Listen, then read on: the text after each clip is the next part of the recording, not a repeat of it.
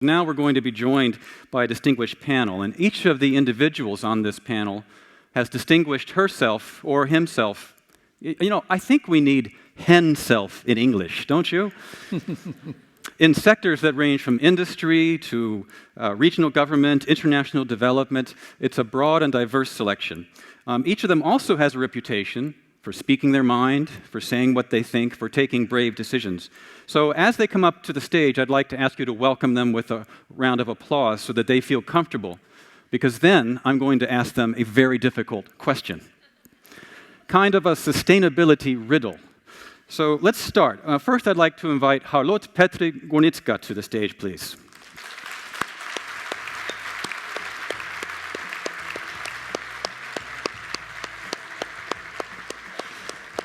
Charlotte, you're the director of the Swedish International Agency for Cooperation, Development Cooperation. You were previously the Secretary General of Save the Children internationally. And you've been dealing with this issue of the development side of sustainable development for a long time. So you get to answer the riddle first. So it seems that the global economy has to keep growing to meet the needs of the poor, to meet the aspirations of a growing population. At the same time, as Paul noted, we have clear scientific evidence that the Earth has firm limits. We're beyond a lot of those limits. So how can these two things actually be reconciled? The need to grow and the need to stay within a very limited and small planet. So now it's time to win the award next year, or? I think, first of all, we just need to stop debating the sense of urgency, as been said, I mean, in a much more positive way than I did. And we just have to realize the challenges there. The planetary boundaries, we have, we need to take them for real. But I also think that it's important for us development people that used to talk about poverty eradication on one hand, and then we went to another meeting discussing climate. That's just the old days. We just cannot continue to do that. Breaking the silos. Got to break the silos. That's work sustainability. Together. Work together, okay. And also spur innovation. Very good. Thank you so much. Welcome to the stage. Thank you. Good. Now I would like to, yes, she did a good job. I hope the jury was paying close attention. Next, I'd like to invite Mr. Tom Johnston to the stage.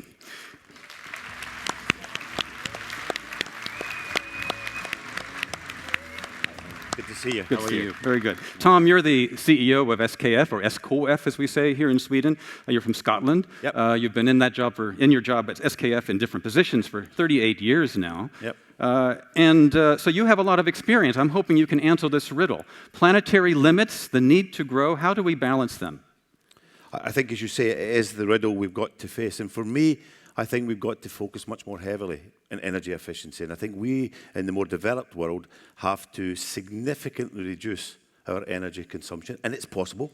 There are many, many energy efficient solutions out there that can do that. And we've got to create the space for the more developing countries to grow into, so that we at least stay neutral and hopefully go less. Super efficiency, create space for others. And the technologies are out there, and there are companies that are proving that every day. SKF's one of them. That's a good answer. Thank you, sir. Thank you. Hi. Next we have Karin Forsicke. Please come to the stage. Welcome, Karin. We get 3 seats for all of us. We're going to get very close together. Karin is a long-time leader in the finance sector. You've been the CEO of the Carnegie Investment Bank. You sit on numerous boards. You've advised the Swedish Ministry of Finance. So from a financial perspective, how do we reconcile these two seemingly impossible things to reconcile, growth and limits? Well, I think Paul expressed everything quite eloquently earlier, but the truth is we have to do both. We have to continue growth, and we have to reduce the consumption of natural resources. And I think in modern sort of economics, it's called decoupling. And Tim Jackson has written a very good book on the subject, if you want to... Prosperity without growth, he called it. Exactly. And to put it in simple words, it really is about we have to grow, but it's about how we reduce the dependency on natural resources. It's decoupling GDP growth from natural resource consumption. And in practical terms, what it means is we have to do things differently. All of us have to do things differently. And a simple example is, rather than flying to a business meeting once a week, fly once a month and do 3 by video instead.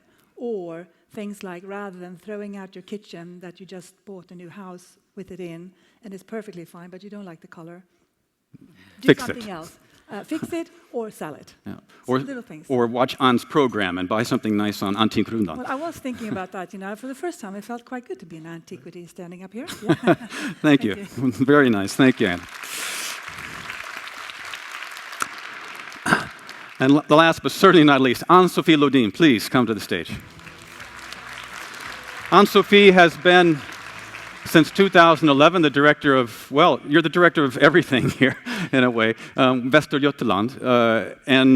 So for you, this notion of growth and limits is not theoretical. You're running a political and a program that actually drives that agenda. So how have you managed to reconcile these two things? We need to do that, and I also think that we need to take actions on sustainable growth, and then always focus on the possibilities.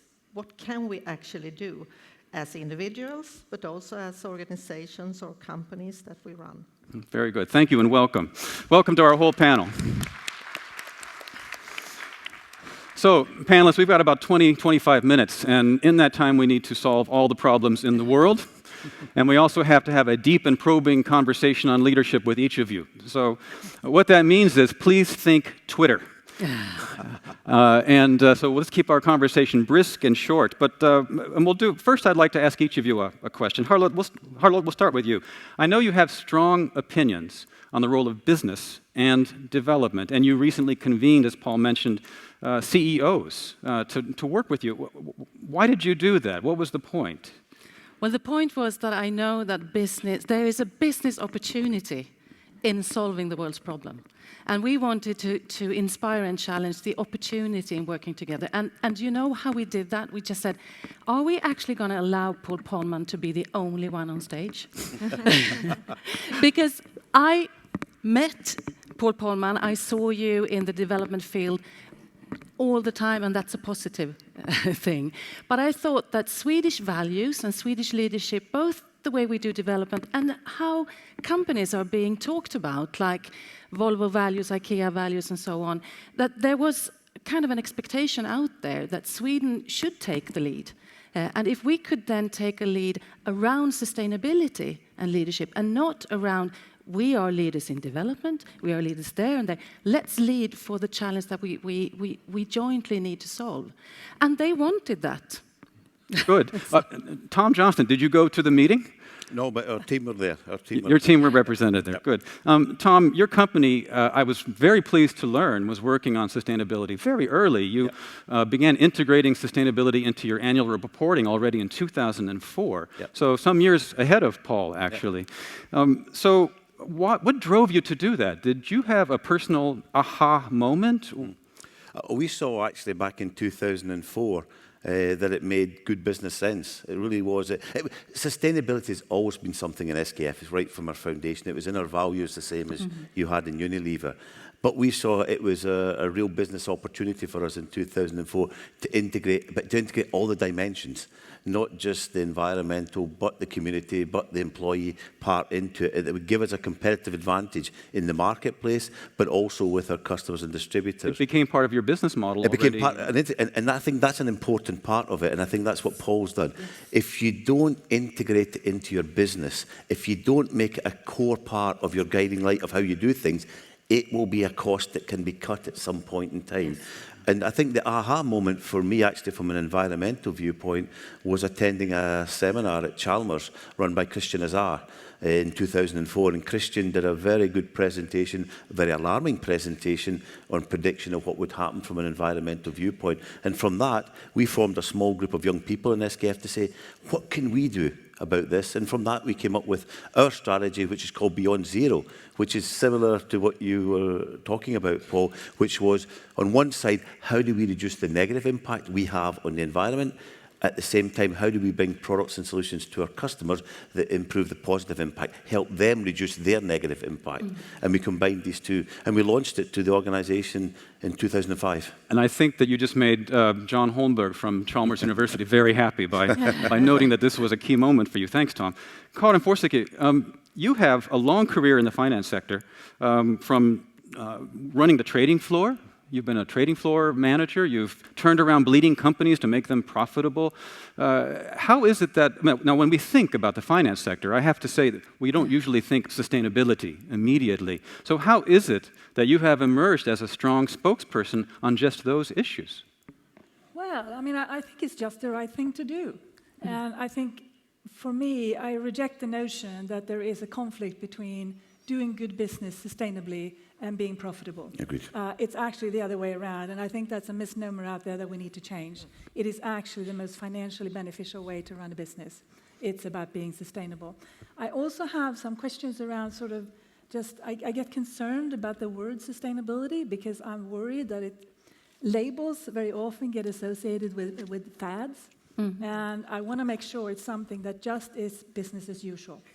But how I got to it, I think it really comes from my core values and my childhood, a bit like Paul spoke about. Very strong values from home. My grandmother was a grower of flowers, Dutch tulips, vegetables and fruits, and she ran this business in a completely ecological manner. Not by design, but that was just the way they believed in doing good business.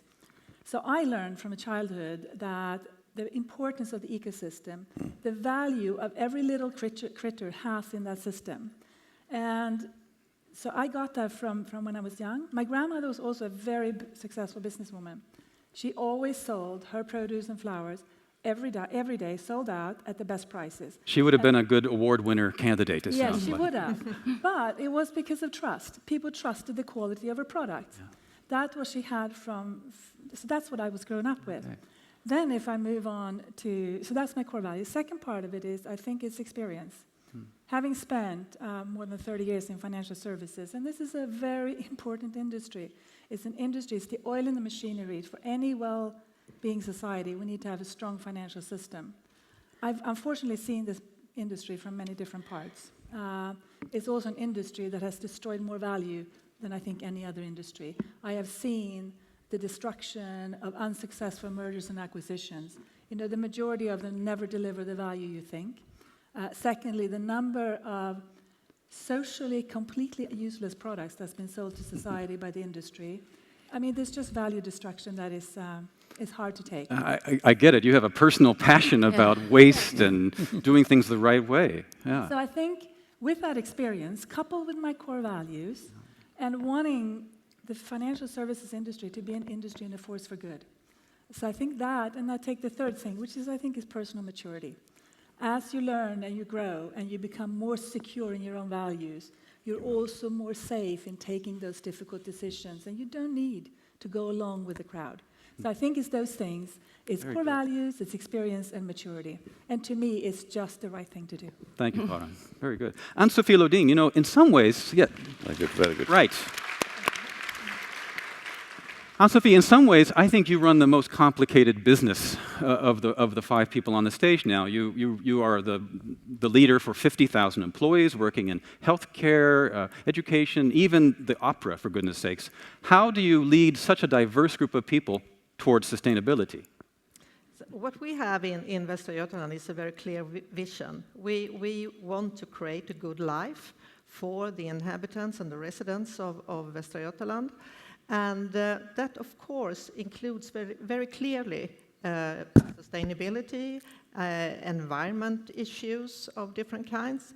And I'm also very proud of our environment program that we have with clear goals, and we follow up this as in the same way as we do follow up financials. We have it in our annual reports, for instance. And I might have, even if it is a big organization, I might have an advantage compared to my colleagues here because my board consists of politicians, and the sustainability is very high up on the agenda. I don't need to sort of convince them to take this up. It's already there, and it's a part of my work really to take actions on this. So you're a sign that this really has become mainstream here in the political life of Sweden, but you still are pushing hard, I know. I'm going to ask Paul now. Paul, you may know that Swedes, we like to hear what other people think about Sweden. So I'm just curious whether Sweden is a country that you have an opinion about when it comes to leadership and sustainability. That's a terrible question. I know. But people do want to know. I know, but you could have warned me.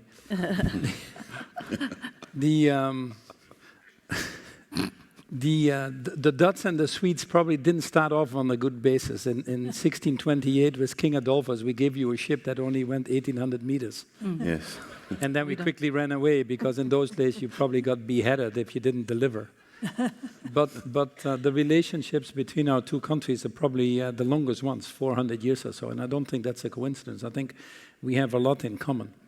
And if you look at the Swedes from the outside, and I'm not an expert at all, what you have built, you have found a way, your question on growth, for example, and how can we continue to grow in the finite planetary boundaries that we have, is by redefining growth.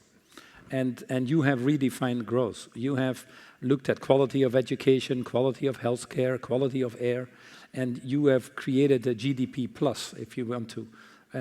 Just like Bhutan was trying to create its national happiness index, you happen to be amongst the top 5 countries that are ranked high for national happiness. That makes me smile.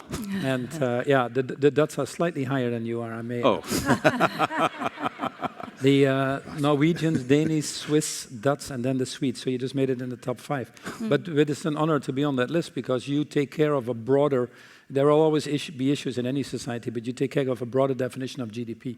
And then it's not just, growth is not just using more stuff, because we just don't have it. So it's defining differently. I always say, as long as we define if we put more value on a dead tree than a tree that's alive, we're not going to solve the world's issues. Now, coming to Sweden, you are very well placed. You have the Resilience Center here, you have the Environmental Center here, you have the Water Center here. You started this, what's it called, the EAT initiative, or on the food, what is it called? It's EAT initiative. It's EAT Norwegian, initiative. Swedish, but yeah. anyway. So you have the EAT initiative. And don't forget Chalmers and Gothenburg University. Yeah, Cornulla was part with me of the high-level panel, Carlson, and then you sponsored the new climate economy report that we did with Nick Stern and under the leadership of Felipe Calderon on showing that you can grow in a climate-neutral environment. Sweden has, for me, always been on the foreground of pushing these boundaries. You're playing an incredibly proactive role in the Millennium Development Goals right now. You with your SIDA agency, what you've now created with a group of businesses. So I think you have an ecosystem. Then you have the companies, your companies, and I think the panel is a great testimony to that. Companies like IKEA, Ericsson, they are progressive or forward-thinking companies. And then you have a population that is actually most digitally connected population, highly educated population, and you need that. And sometimes changes take a little longer.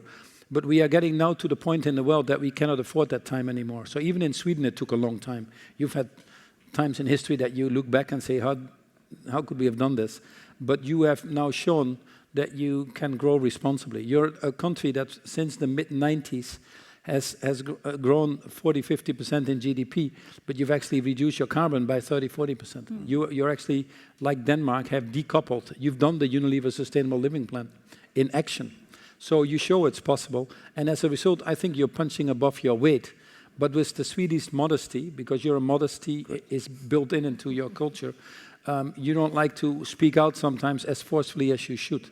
I work a lot with Jan Eliasson, because on the WASH program, Water, Sanitation, Hygiene, and Jan is one of your fellow citizens, Deputy Secretary General. And so he speaks out at the UN, and I have a lot of admiration. But I would like to see, personally, more Swedes on the global podium, because you have your credibility, you have your track record, you have your ecosystem around you, and you're actually showing that it can be done. So when I said the world is short of trees, we are short of trees, we're also short of leaders, because at the end of the day, it's people that make the difference. Sweden as a country does that, but you need more Björn Borgs to step up, or more Abbas on the global scene of the environmental side. We have 4 people here. Maybe they'll be the ABBA of sustainability. Very well said. Yeah. But given Swedish modesty, I have to ask the panel, do you think we're leaders on sustainability? Are we as far ahead as we need to be? I think we are leaders, but I'm not saying that we are the only leaders. And that's, you have to have that mentality that you can be leading, but you lead with others. And if you argue, are we or are we not, and waiting to lead, that's not Just do it. See yourself as a Karin, leader. yeah, wow, you're getting a lot of response here. That's a tweet response. Yeah. Karin. Well, maybe I can be a little bit controversial here. I think Sweden is very good, but I don't think we're great. And I'm not saying I'm not sure anyone is great in the subject. Exactly. And I also would like to add a point. I think if you asked every person in the audience here today their definition of sustainability, I think you would get as many answers as there's people in this audience. And just as an example where I think yes, we're very good, but we're not great. I think diversity and women. You know, I was going to bring up this topic. Thank you, Karin. I mean, look at this panel. 3 women, 2 men. Unfortunately, this is not representative of the reality in the rest of the business world, where at least 80 of Sweden's largest companies don't even have a single woman in senior management. Is that a sustainability issue? Yes. I Yes. think that's Yes. what I was just trying to say. I think that is It a is. sustainability issue. And I think that's an area where I think often Sweden, we have a better perception of ourselves than we actually are, and the reputation out there is greater than we are. And I'm not saying we're not good, we are good, but we can do a lot more. And I think diversity and gender is a serious sustainability issue because that addresses groupthink and group behavior, and that's at the core of some of the problems we have. What can we do about it? But can I just come back into the earlier point about the different answers and definitions to sustainability? I think that is a key issue. If we're going to make a difference in the world, and we need to make that difference, we need to simplify sustainability that people understand what we mean by it and the different dimensions of it. In some ways, we talk sustainability, and many people put it only to the environment. It is much more than the environment. And one of the keys we found in our company was to make it understandable. We changed the word sustainability to SKF care and defined business care, environment care, employee care, community care, to make it understandable to our whole organisation, regardless of language, regardless of position in the company. And I think that's a major challenge. If we want to really drive it forward, we have to make it more understandable, and also what we as individuals can do to contribute towards it. Make it very clear. Yes. So that's part of the leadership challenge. But Ann-Sophie, what kind of leaders do we need now to turn our worries about, say, diversity issues or climate change into reality? What are the characteristics of leadership that we need today? I think we need responsible leaders that will take responsibility for this, but also that have the courage really to set the standards and the goals high, and then to inspire others to reach these goals. Because we cannot be sort of common. We need to point high up and set the goals high.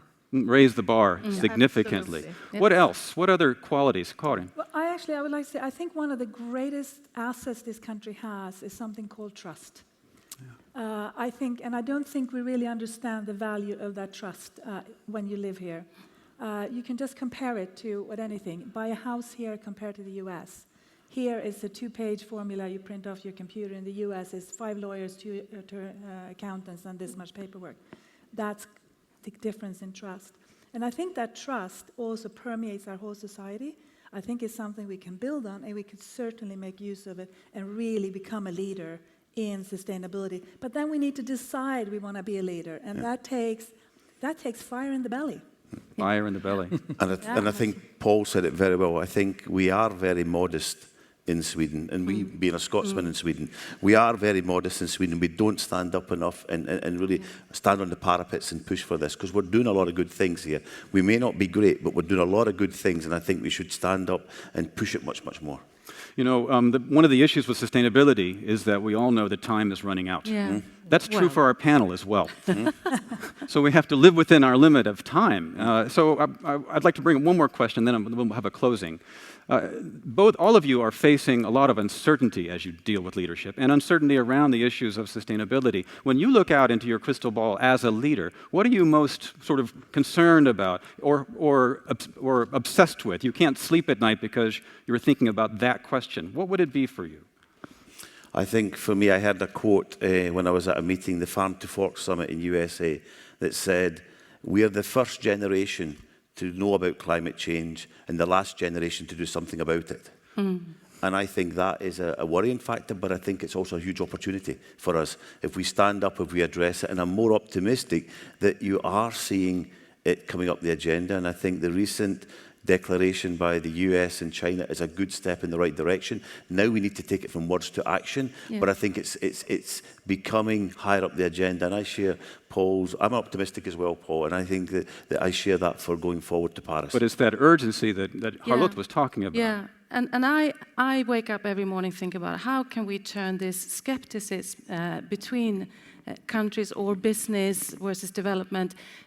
We cannot afford not to invest financial flows into development. We just need to understand that there's a win-win situation. And if people are questioning why we're in this with too much skepticism, this won't happen. Mm-hmm. And I really work hard to try to build trust for the common purpose.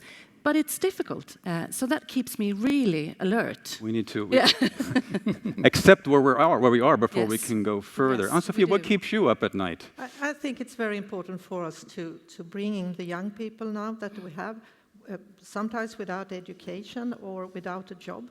I think that is really important for us to bring them into work life and to try to take care of this generation, because they are our future, and we need them to be sustainable. Speaking of the next generation, we have one last question, and then we have a surprise questioner for Paul. But just very quickly, again, tweet level, given that we are facing this challenge of urgency, what is it that most gives you hope that you can share with our audience today? I'll start with you, Anne-Sophie. Yeah, I think when I can see the results, we have results, and we take step by step towards something better. We can see that we've made progress. Yeah, I think so. That gives you hope. Me as well. Karin. I think the direction of travel is clearly in one way, and I think it's going to speed up. I think our younger generation is going to push us to do that, and I would encourage you to continue to push. So I think that's my greatest hope, and I think the alternative to hope is pretty dismal. So it's just to be positive and support as much as you can. I like Paul's one-liner. It's too late to be pessimistic. Yeah, exactly. Tom. I think the younger generation definitely pushing, but I also think the fact that political leaders are starting to talk more about it. The political change that you see. It's starting to come. Gives you hope. Charlotte. When I see results that has emerged from investing in women, when I see that countries that have done that have, productivity goes up, women invest in children and family life, women invest in part of what we call sustainability. So when I see these coming results every day, it gives me hope. Thank you. Paul, last word on this round. What gives you hope? It's definitely the young, because if you look at outside of Europe and the US, that's where 80% of the world population will be, and we behave it's all here. But and if you look at that 80% of the world population, 50% is below 25 years old. And as I go around many universities, from Bosporus to Mexico City to Moscow, if you want to, or Jakarta, you see that they all understand that they are only 50% today, but they're 100% tomorrow. When we put out the website of the world we want for the Millennium Development Goals, we had over 1 million responses within 1 week from the young, and actually, surprisingly, mainly Africa. So I have great hope. And with networks like One Young World we were talking, or We Day, or the Global Shapers, the Ashoka Fellows, the Net Impact, where you have many young students, you can now galvanize and connect easily a few 100 million of these people. And they want to be part of it. It's their world above all. And I think what is the most enthusiastic thing is that in the next 15 years, to your point, we have absolutely the opportunity to irreversibly eradicate poverty in a more equitable and sustainable way. I want to be part of it. Or as a minimum, I don't want to come home and tell my kids I didn't even try. Exactly. That's really where it boils down to. Thank you very much. I like that.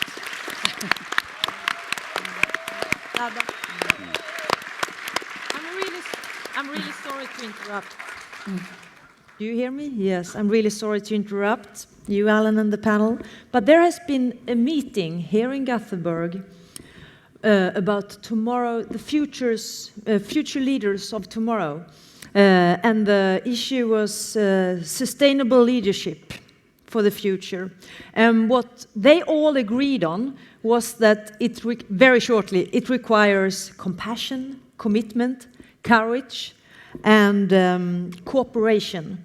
And I brought with me from this meeting Soma Husseini, and she would like to ask Paul Polman a few questions, if that's okay. Sure. Welcome, Soma. Paul, are you prepared to take a... Always. Yeah. Okay, very good.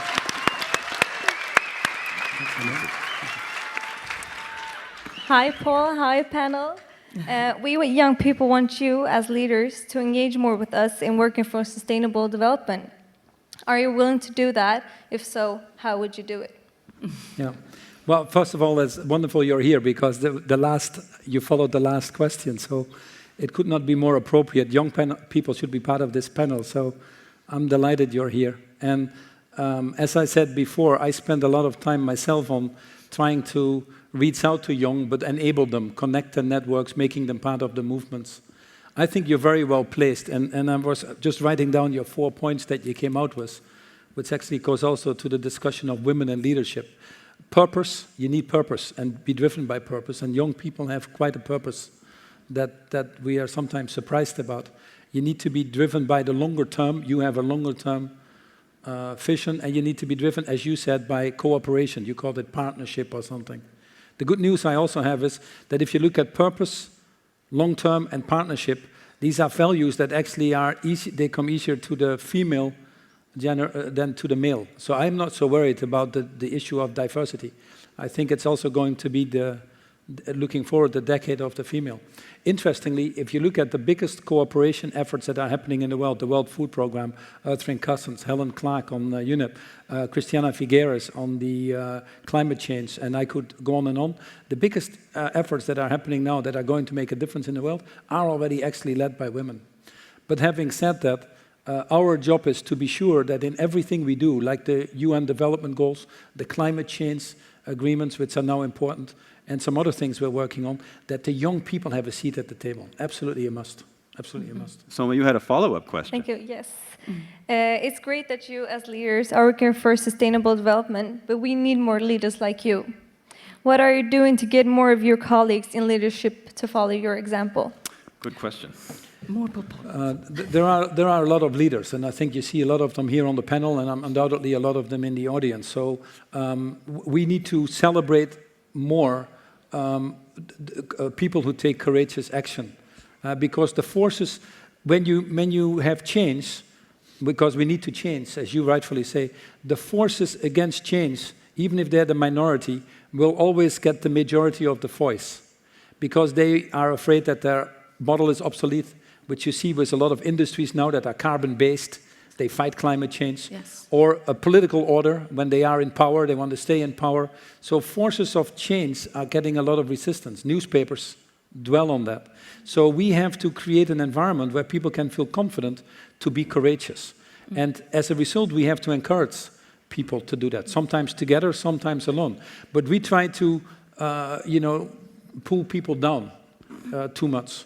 So the more we can do, and I'm not saying this award, but the more we can do to create your organizations together, like the Leaders for Sustainable Development and others, to create these umbrellas, people will lift up. Because I believe inherently in the goodness of everybody. And we are running this world from a negative point of view. We should be running it from a positive point of view. Life would be wonderful for everybody. Thank you so much. And thank you. What a really interesting panel discussion. You made me to go home and actually think about a few things that you talked about here today. So thank you so much. Really, really nice. Thank you. And now it's time for a coffee break. We take a 30-minute coffee break, and we see you back here 11:20. 11:20, you have to be here, because then we will go on with the actual award ceremony. So enjoy your coffee and be back soon. Thank you. Thank you so much.